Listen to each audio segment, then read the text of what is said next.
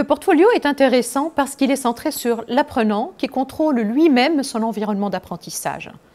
Le portfolio est multidimensionnel. On y trouve un espace académique où l'apprenant situe initialement le profil de ses connaissances et de ses compétences. On y trouve aussi un lieu de développement professionnel, un espace où l'apprenant donne accès à ses professeurs et à ses tuteurs.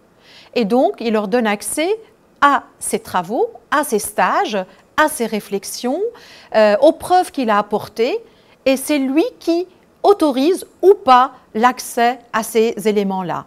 Et enfin, on y trouve un espace de réseau social pour une ou plusieurs communautés d'apprentissage, des communautés de partage, des communautés qui sont élargies ou restreintes au choix de l'apprenant.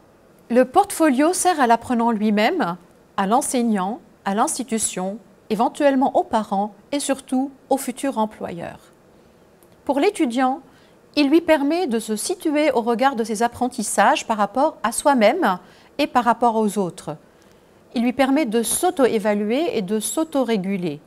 Mais surtout, il lui permet d'être acteur et responsable de son apprentissage.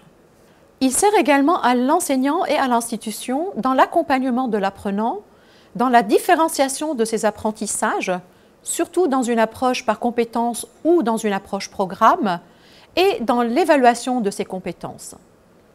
Enfin, le portfolio sert au futur employeur pour valoriser les compétences de son employé et pour pouvoir l'orienter en fonction des besoins de l'entreprise.